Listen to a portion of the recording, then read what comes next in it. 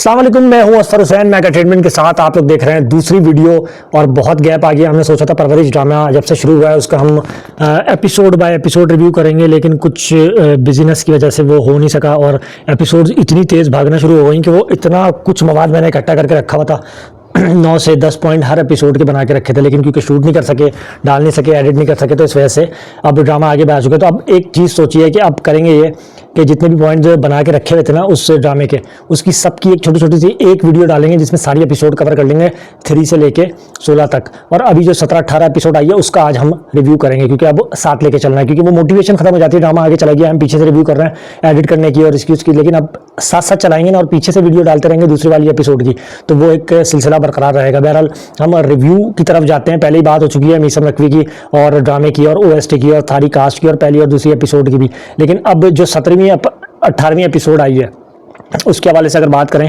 तो सबसे पहले वो सीन जो माया का किचन के अंदर वलीद के साथ सीन दिखाया गया है, सबसे जो इंटेंस सीन है उस एपिसोड का वही था, जिससे बहुत सारी चीज़ें जो है हो सकती थी लेकिन नहीं की राइटर ने।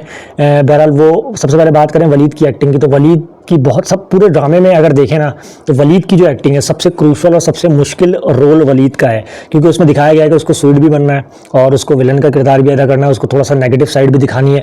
तो हर सीन में 2-2 बार उसके कैरेक्टर चेंज हो रहे हैं। वो माया से कभी कुछ स्वीट वे में बोलता है, फैमिली बैठी हुई है, अकेले में थोड़ा नेगेटिव हो जाता है, तो उसके ना बहुत टेक्निकल और बहुत ज़बरदस्त रोल है, मार्जिन बहुत ज़्यादा है रोल के अंदर, लेकिन वलीद ने किया भी बहुत अच्छा है। ये लड़का, अगर मैंने रिसर्च किया, मुझे अक्सर जुनैद अकरम की जो यूट्यूबर है उनकी वीडियोज़ में अक्सर मुझे दिखा है ये लड़का, मैंने जहाँ तक देखा, आप लोग भी चेक कीजिएगा अगर दिख जाए तो, वहाँ पे मैंने इसको देखा है। ये जुनैद अकरम की टीम का हिस्सा है या उनका दोस्त है, जो भी है बहरहाल, लेकिन उस लड़के ने बहुत अच्छी एक्टिंग की और बहुत एक्यूरेट जो डिमांडिंग था ना रोल उसको अदा किया है, और उसको पता नहीं लगता वो कब चेंज जाता है और कब वो नॉर्मल हो जाता है। ये वाला सीन उसका बहुत ज़बरदस्त रहा है। पहला जो पार्ट था वो ये था। दूसरा 17वीं एपिसोड में जब अम्मा ने देख लिया था भाई किचन के अंदर वो सारी नेगेटिव एक्टिविटीज़ देख ली, एक अम्मा जब देख लेती हैं तो वहाँ से एक मौका ढूंढ रही है, इतने अरसे से हम दिखा रहे हैं प्लॉटिंग में कि अम्मा ढूंढ रही है अब्बा से बात करें कि ये जुल्म हो रहा है। अम्मा को पता है सारा कि ये नहीं होना चाहिए, ये होना चाहिए। अब उनको एक इतना बड़ा मौका मिल गया जो कि जेन्युइन मौका है, जिस पे कोई भी माँ जो है या कोई भी घर वाला जो है उसको बर्दाश्त नहीं कर सकता उस एक्टिविटी को जो वलीद वहाँ पे उस वक्त किचन और वो वाला सीन दिखाया वहाँ पे कर रहे थे। तो बहरहाल उस वक्त अम्मा को चाहिए था कि वो जाती और स्ट्रेट अवे अच्छा वो उन्होंने अच्छा दिखाया कि वलीद को उन्होंने बोला जाओ कमरा गेट बंद करो, जी आप जा सकते हैं, जाएँ। छोटी बेटी को बोला गेट बंद करो, वो सारा इंटेंस सही दिखाया। बाद में अब्बा से यही इसी टोन में अम्मा वाले लहजे में और दिखा के कि नहीं मैं राज़ी नहीं हूँ, ये नेगेटिव चीज़ है और नेगेटिव कुछ एनर्जीज जो दिखी हैं वलीद की उस पर उनको कायल किया जा सकता था, लेकिन उन्होंने उसमें नहीं किया। ये एक बड़ा मुझे लगता है भंड है, मतलब एक हल्की प्लॉटिंग कह लें कि मतलब क्यों नहीं किया, हो सकता है आगे आए वो वापस वही वो बकरी बन गई जाके और ये कर लें और वो कर लें और वो कर लें। उन्होंने जेन्युइन केस को डिस्कस नहीं किया, ये कर सकती थी, यहाँ पे मौका था। एक चीज़ तो ये है। एक और चीज़ वो है कि जब मॉब ने घेर लिया था गाड़ी एक वो एक बहुत सीरियस और बहुत एक जेन्युइन जो है ना सोशल इशू है। हमारे हमने देखा है बहुत सारी चीज़ें होती हैं, एक्सीडेंट भी होता है, मॉब्स घेरते हैं, गाड़ियों से उतरते हैं, बहुत सारे केसेस में गाड़ी वालों की गलती होती है, बहुत सारे केसेस में जिसका एक्सीडेंट हुआ होता है उसकी गलती होती है। तो बहरहाल ये एक अच्छा सीन था जिसमें दिखाया कि वली को बहुत इंटेंस सिचुएशन हो गई कि भाई ऐसा ही होता है, पब्लिक आती है कि अमीर ज़्यादा है और इसको पकड़ लो और ये कर लो और वो कर लो। वो सारा सीन दिखाने के बाद जब वो घर आते हैं और नमाने जाते उसको चमाट मार देते हैं, छूटते ही ढम करके एक चमाट पड़ता है बेहतरीन सा। तो उसके ऊपर जो अब्बा बोलते हैं ना कि सही है तुमने बाप होने का हक अदा कर दिया, मगर इज्जत नफ्स को मजबूर नहीं करो, क्योंकि वो बार बार ये बोल रहे थे 20 साल के हो गए गाड़ी नहीं आती, ये इतने साल के हो गए ये नहीं आता वो नहीं आता। ये आपकी सेल्फ रिस्पेक्ट और आपकी कॉन्फिडेंस को जो है वो शेक करती हैं चीज़ें। तो ये डायलॉग बहुत अच्छा था जो अब्बा का बीच में दिया गया था। एक छोटी सी चीज़ है लेकिन ये कितनी पावरफुल चीज़ है उस जुमले में कि सही है तुमने बाप होने का हक अदा कर लिया मार के, लेकिन इज्जत नफ्स को मजबूर नहीं करो, ये नहीं बोले। ये एक बहुत बड़ा मैसेज था जिसमें वो बता रहे हैं कि आप सेल्फ कॉन्फिडेंस शेक नहीं करें, आप डांटने में भी जो अल्फाज का चुनाव है उसको मद्देनज़र रखें। आपने मार भी दिया, एक हो जाती है कभी सिचुएशन हो गई, लेकिन जो अल्फाज है ना वो बहुत ज़्यादा हर्ट करते हैं। तो आपने चमाट मार दिया, आपने डांट लिया, लेकिन ऐसे अल्फाज यूज़ ना करें जो बात तक बच्चों के दिमाग में रहे और ये ट्रॉमा में कन्वर्ट हो जाते हैं। ये एक इतना सा 5 सेकंड का 4 सेकंड का सीन था जो अब्बा का डायलॉग था, लेकिन सबसे पावरफुल डायलॉग उस पूरे सीन का वही था। ये एक चीज़ सी बताने वाली 17वीं एपिसोड की। दूसरी चीज़, दोनों भाइयों की पहली बार खुल के रिफ्ट सामने आई कि वो जब उसको मार रहे हैं तो उसको भी झटका लगा चाचू को कि ये इसने क्या कर दिया। मैंने उसको इतना भरोसा दिलाया था वली को कि कुछ नहीं कहेगा, नुमान एजाज या ये भी कुछ नहीं कहेगा, लेकिन इसने आते ही झटका मार दिया, चमाट मार दिया। तो वो भी एक सियाना हो गया और फिर उसने भी थोड़ा सा वो किया उसको काउंटर किया कि तुम कैसे आदमी हो, तुम्हें पता नहीं है किस तरह ट्रीट करना है, और मैं होता, अगर मुझे पता होता तुम ये करोगे तो मैं खुद संभाल लेता सिचुएशन। वहाँ पे खुल के एक रिफ्ट जो है अंदर दिलों में था भाइयों के छोटा मोटा, वो खुल के सामने आना शुरू हो गया। और फिर उसी एपिसोड में दिखाया बाद में दोनों वो कह रहे हैं वो लूज़र है, वो मीठा बना रहता है, मीठे मीठे लहजे में ये करता है। तो ये कितनी ज़बरदस्ती ऑब्जर्वेशन है कि उस कैरेक्टर को ही मीठा दिखाया है जो चाचू के हैं, लेकिन वो उसको नवान इजाज किस तरह से बाद में नेगेटिविटी में कन्वर्ट करके वो कह रहे हैं कि आपके सामने जो बड़े स्वीट आवाज़ में बोलता रहता है वो इतना स्वीट है नहीं, ये लूज़र है, ये सब उनके दिल में चल रहा है। उसकी एक जो है बाहर निकल आया दिल से दोनों भाइयों के जो उनके दिलों में था। एक चीज़ 17वें एपिसोड में और थी, वो था अमल और समीर का सीन। अच्छा, समीर का कैरेक्टर इन्होंने बड़ा अच्छा दिखाया है, बड़ा जॉली दिखाया है, बड़ा स्ट्रीट स्मार्ट दिखाया है, बड़ा जो है खुला डुला दिखाया है। लेकिन बाज़ जगहों पे समीर का कैरेक्टर जो मुझे समझ आता है कि उसमें वो सिंक नहीं करता, वो सिचुएशन और सीन्स के साथ सिंक नहीं कर रहा होता प्लॉटिंग के साथ। आप एक तरफ दिखा रहे हैं इतना बड़ा सीन हुआ है, मॉब ने घेर लिया, मॉब के हत्या चढ़ सकता था और वो उसको साइकोलॉजिकल प्रॉब्लम हो गए, घर में एक इंटेंस सीन बना हुआ है, और समीर आके फिर अमल से जिस तरह वो सारी बातें कर रहा है वो नहीं बनता था। सही है, वो उसमें कोई इंटेंसिटी है ही, वो मजाक उड़ा रहा है और अमल उसको समझा रही है और ये कर रहा है। वो सीन बड़ा नॉर्मल था, कैजुअल था, वो सीन अच्छा था। लेकिन प्लॉट के हिसाब से समीर इतना नॉर्मल नहीं होना चाहिए ना। समीर ने सारी सिचुएशन देखी है, समीर को आपने इतना स्मार्ट दिखाया है कि वो सारी चीज़ें समझता है और वो थोड़ा तेज़ भी दिखाया है। लेकिन उसके बाद अगर ये चीज़ दिखा रहे हैं कि वो उसका मजाक उड़ा रहा है, उसकी साइकोलॉजिकल और मेंटल जो है वो स्टेट का मजाक उड़ा रहा है उस सारे इंसिडेंट के बाद, जिसकी वजह से घर में एक इंटेंस सीन बना हुआ है, खुद देख चुका है, चमाट पड़ चुका है, हंगामा हो चुका है, अब्बा इमोशनल है, सब इमोशनल है, वो आके कैजुअली कह रहा है भाई हम तो ऐसे नहीं होते और ये नहीं होते। और फिर वहाँ से जब जाते हैं तो उनकी केमिस्ट्री भी एक अच्छी है, केमिस्ट्री बन चुकी है अब तक इस एपिसोड तक। ये चीज़ ऐसी थी जो मुझे थोड़ा सा एक दो सीन में और 18वें एपिसोड में बताऊंगा जो समीर का मुझे सिंक नहीं लगा प्लॉट के साथ। उसके अपने कैरेक्टर के साथ एक अलग चीज़ है, लेकिन प्लॉट के साथ सिंक होना या नहीं होना वो एक अलग चीज़ है। तो ये चीज़ें थी जो 17वें एपिसोड में मैंने ऑब्जर्व की और बहुत ज़बरदस्त चीज़ें थी जो उसमें दिखाई गई। अब हम चलते हैं 18वें एपिसोड की तरफ। फ़ौरन इसके बाद बताता हूँ 18वें एपिसोड में क्या क्या हुआ है। और ज़रूरी नहीं कि हर चीज़ अच्छी हुई हो, कुछ नेगेटिव पॉइंट भी निकाल के लाएंगे इस ड्रामे के आपके लिए, ताकि हर चीज़ जो है वो हर एस्पेक्ट से देखी जा सके। अच्छा, 18वें एपिसोड में सबसे पहला सीन जिसको मैं बीच से उठा के लाया हूँ, कि मैंने आपको पहले बोला था कि मैं बताऊंगा मीसम भाई कौन है। इस ड्रामे के जो डायरेक्टर हैं वो इस एपिसोड में आए हैं 3-4 सेकंड के लिए। अगर मैं बताऊं तो आप हैरान होंगे, लेकिन मैं जानता हूं और मुझे पता है, मैंने देखा है कि मीसम भाई कौन है, मुझे उसकी हिस्ट्री पता है। तो मैं उसी सीन से आपको स्टार्ट करता हूँ। मैंने पहले बोला भी था मीसम भाई का बताऊंगा। 2011 में एक ड्रामा आया था आर्ट टीवी से, ड्रीमर्स आप जाके यूट्यूब पर देखेंगे ना, वो कॉलेज लाइफ दिखाई थी और उसमें 4-5 लड़के दोस्त दिखाए थे, वो कॉलेज में एक्टिविटीज़ करते हैं और बड़ा मज़े का, बहुत शानदार मज़ा आया था उसको देखकर। उस दौर के हिसाब से 2011 में वो आया था। उसके अंदर जो है वो एक कैरेक्टर था, उसके अंदर मीसम नकवी थे, मीसम भाई थे उसके अंदर जो प्ले कर रहे थे उन दोस्तों में से एक दोस्त का किरदार। और अब इस एपिसोड में अगर आपने देखा हो तो वली जो है वो एक आवाज़ लगा रहा होता है एक बंदे को, पान की दुकान से वो कुछ खरीद रहे होते हैं, उनके पीछे गिटार लगा हुआ होता है और वली एकदम से देखता है रैंडमली, वो जानता नहीं है उनको, लेकिन वो देखता है कि यार गिटार लगा हुआ है, मेरा भी पैशन है, मैं भी गाता हूँ, ये भी गिटार वाला बंदा है, मुझे एक अपनी उसका फील्ड का बंदा मिल गया। तो वो एकदम रैंडमली पूछ लेता है उसको आवाज़ लगा के। तो ये होता है हमारे साथ भी, अगर हमारी फील्ड का बंदा जो है वो कोई कहीं टकरा जाता है, हम उससे वैसे ही जान पहचान करते हैं और बातचीत करते हैं, उससे मज़ा आता है पूछने में। तो उन्होंने ये सीन दिखाया और 5-6 सेकंड के सीन में वो जो एंट्री हुई है उस बंदे की जो गिटार लगाया हुआ था, वाइट थोड़ी सी फ्रेंच और मूंछें रखी हुई हैं और थोड़े फंकी स्टाइल बनाया हुआ है ज़रा जो पॉप म्यूज़िक वालों का होता है उस तरह का, और वो है मीसम नकवी, वो है इस ड्रामे के डायरेक्टर, जिसकी उन्होंने 3 सेकंड की बल्कि 4 सेकंड का उनका एक रोल दिखाया। यानी आगे आने वाली एपिसोड में उनका रोल बढ़ जाएगा, वली उनके साथ मिलेगा। और हमने प्रोमो ट्रेलर्स में देखा है कि वली सिंगर बना हुआ है बहुत अच्छा, तो हो सकता है उनका कोई रोल हो इसमें। तो मैं पहले बता दूं कि वो मीसम नकवी हैं जो उस वक्त उस पान वाले की दुकान पर खड़े थे, जो इस ड्रामे को डायरेक्ट कर रहे हैं। दूसरी चीज़, एक और चीज़ इंटरेस्टिंग थी उसमें, वो जो गुनगुना रहे हैं ना चीज़, देखे तू डवासता, ये मनकबत है, ये है अली हमजा की मनकबत। आप यूट्यूब पर जाकर इसको सर्च कर सकते हैं, रब जाने तो हुसैन जाने।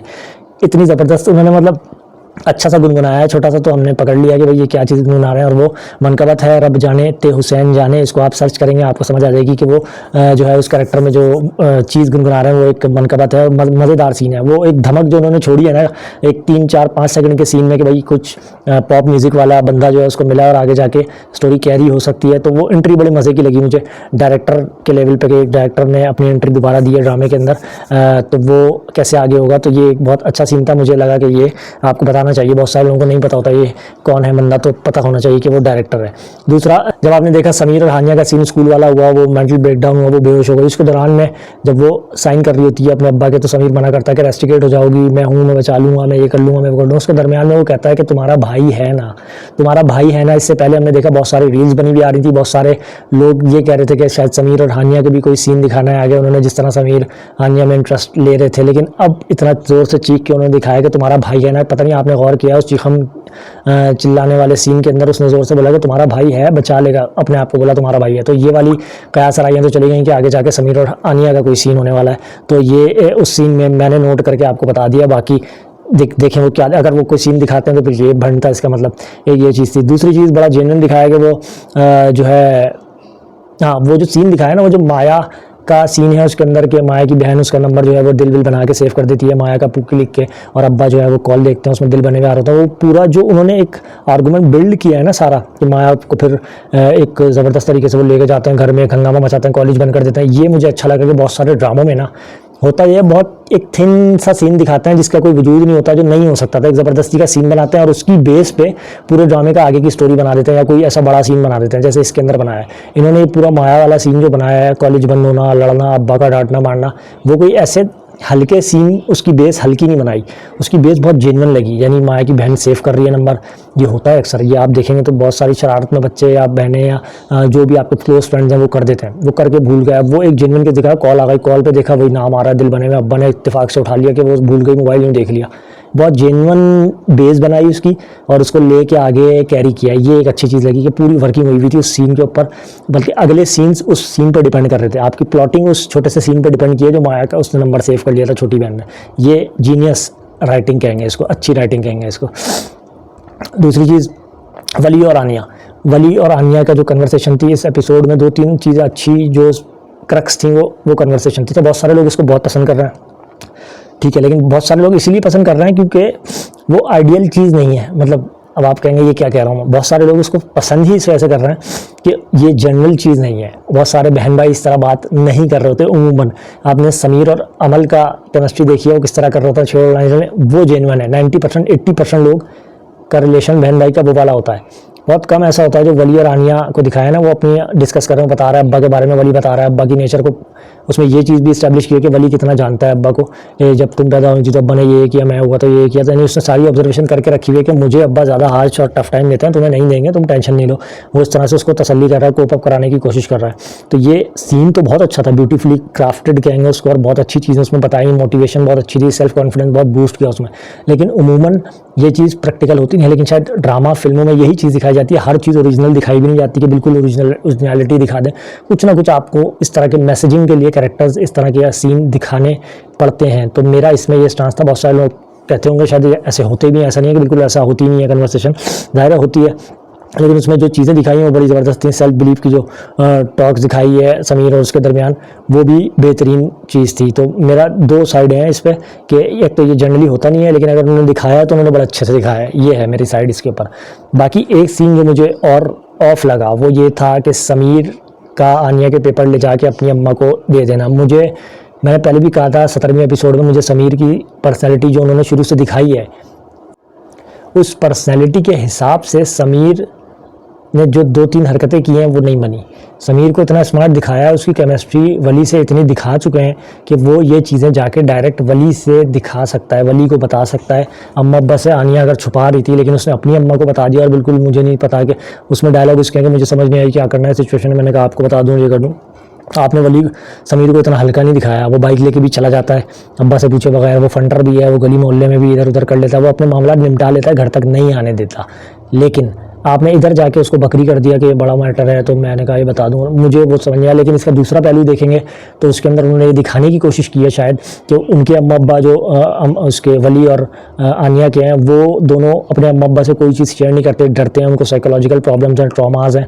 लेकिन यहाँ पे जो अमल और समीर हैं, ये अपने अम्मा अब्बा से सारी चीज़ें शेयर करते हैं, छोटी से छोटी, बड़ी से बड़ी। ये एक फैक्टर हो सकता है। प्लॉटिंग को लेके चलें तो ड्रामे की थीम को देखें तो ये हो सकता है, लेकिन कैरेक्टर को देखें समीर के तो ये उसके उलट जाता है। तो ये चीज़ें आपको कौन बताएगा, ये मैं बता रहा हूँ आपको, ये कोई ड्रामे का रिव्यू वाला आपको नहीं बताएगा चीज़ें। ये मज़ेदार चीज़ें हैं जो कोई राइटर उस वक्त जाहिर है जब आप ड्रामा बना रहे होते हैं या डायरेक्शन कर रहे होते हैं, राइटिंग कर रहे होते हैं, उस वक्त ये नहीं आता। जब आप ऊपर से बर्ड आई व्यू लेते हैं ना तो बहुत सारी चीज़ें आपको समझ में आती हैं, अच्छा हाँ ये होता है। तो हमने ऑब्जर्व किया, उन्होंने बना दिया। बहरहाल ये मुझे एक थोड़ा सा नेगेटिव पॉइंट लगा था कि मुझे लगता था क्योंकि इन दी एंड आप देखें ना जाके बात तो पता लग गई सवेरा नहीं, क्योंकि अम्मा ने बता दी तो वली को बता देते, वली कुछ कर लेता अपने तरीके से बताता, वो सीन कन्वर्ट हो जाता। समीर की जो पर्सनैलिटी वो बरकरार रहती ड्रामे के अंदर, लेकिन समीर अब थोड़ा सा मम्मी रेडी हो गया क्योंकि उसने जाके बता दिया। उसकी जो एक औरा था उसका, जैसे समीर कहता ना सारा औरा ख़त्म हो गया, उसने लड़की के चक्कर में पड़ गया। तो इस कैरेक्टर के अंदर जब उसने अम्मा को बताया तो समीर का भी औरा ख़त्म हो गया क्योंकि उसको नहीं बताना चाहिए था। दूसरी चीज़, नुमान इजाज़ ने जिस तरह से आनिया को फिर टैकल किया, यानी वली ने जो बातें की थी नुमान इजाज़ के बारे में कि तुम्हें कुछ नहीं कहेंगे, ये नहीं कहेंगे, वो सीन बहुत अच्छा था कि नुमान इजाज़ ने चीज़ों को रियलाइज़ करते हुए एकदम से शिफ्ट मारा और उन्होंने वही किया जो वली बता रहा था कि कुछ नहीं किया, कुछ नहीं होता, तुमने बड़ी अच्छी साइन की लेकिन आगे नहीं करना। अगर तुम्हें पता लग गया कि ये गलती है तो सही है, इट्स ओके, तुम्हें पता लग गया। ये चीज़ थी जो बहुत अच्छा सीन था। वो वली ने जो ऑब्जर्वेशन दिखाई वो सारी सही दिखाई। वो ये कहना चाह रहे थे कि नुमान इजाज़ को वली ज़्यादा जानता है बनिस्बत के नुमान इजाज़ वली को जाने, मतलब बेटा जानता है, अब्बा कम जानता है उसके। बाकी एक सीन जो उसमें मुझे सबसे ज़्यादा पसंद आया वो माया ने जिस तरह से छोटी बहन को डांटा है, उसके ऊपर जो उसने नाम चेंज करके लिख दिया था वली का, वो सीन बहुत अच्छा था। मतलब अनाया आसिफ मैं नाम ही भूल गया, उसने जो एक्टिंग की है ना उसके अंदर कमाल की एक्टिंग है। बड़े बड़े एक्टर, बड़ी एक्ट्रेसेस वो सीन की शिद्दत नहीं ला पाती। एक एक चीज़ परफेक्ट थी उसकी एक्टिंग में, उसके लुक्स भी परफेक्ट थे, उसकी इंटेंसिटी भी परफेक्ट थी। मतलब आगे जाके फ्यूचर में शी विल बी सुपरस्टार क्योंकि उसकी एक्टिंग बहुत तगड़ी है कुछ सीन्स में, और इस सीन में तो उसने जो करके आगे गई है वो ज़बरदस्त सीन था, बेहतरीन लगा। आखिर में घुटन ज़्यादा माहौल, पूरा एपिसोड घुटन में चल रहा था, सब देख रहे थे क्या हो रहा है। 2 एपिसोड से मज़ीद कुछ ना भी परेशानी आई जा रही थी, लेकिन एकदम से उन्होंने जो वो सीन दिखाया है, जो उसने कॉल किया आ जाओ यार वली चलो अमल में और तुम जाएंगे आउटिंग पे साथ चलेंगे, और उसके बाद उन्होंने कोई पार्क दिखाया जहाँ पे वो झूले झूल रहे हैं और फुल मस्ती फन ऑन है। तो घुटन के बाद ये एक जो फ्रेश एयर दी है ना, ये अच्छी डायरेक्शन कह लें, अच्छी जो है वो सिलेक्शन कह लें सीन्स की, कि एंड में उन्होंने 18वें एपिसोड को ज़रा फ्रेश उसमें ख़त्म किया कि चलो मेंटली सब बहुत स्ट्रेस थे तो बाहर जाके वो थोड़ा सा एंजॉय कर रहे हैं। तो ये 17वीं और 18वीं एपिसोड का क्रक्स था जो मैंने आपको बता दिया। इसमें बहुत सारी चीज़ें हैं। जो मुझे एक चीज़ और कहनी थी वो ये थी कि OSTs के बारे में मैं दोबारा एक बात कहूँगा कि फ़हाद मुस्तफ़ा ने ये ट्रेंड शुरू किया है कि दो OST, एक ड्रामे के 2 OST इनकी प्रोडक्शन ने किया है। कि मतलब आप देखते हैं ना पीछे बैकग्राउंड में एक गाना चल रहा होता था, हर एपिसोड में वही खिंचता था, वो राग अलाप रहे हैं तो वही खिंचा जा रहा है। लेकिन अब से इन्होंने 2 गाने कर दिए हैं। अभी कुछ एपिसोड में वो चलाते हैं, किसी सीन पर वो चलाते हैं, तो एक बहुत ज़बरदस्त जो है वो चेंजिंग नज़र आती है। लगता है कि चेंज हुआ ड्रामे की प्रोडक्शन क्वालिटी को 4 चांद लग जाते हैं इस एक डिसीजन से कि हम 2 OST बनाएंगे। उसने कभी तुमको भी 2 OST बनाए थे, इस ड्रामे के भी 2 हैं, जो एक समीर ने खुद गाया है, जो समर जाफरी ने गाया, और एक शफकत अमानी ने गाया। तो कुछ सीन्स के पीछे उसका चलता है स्लो में, कुछ के पीछे वो चलता है।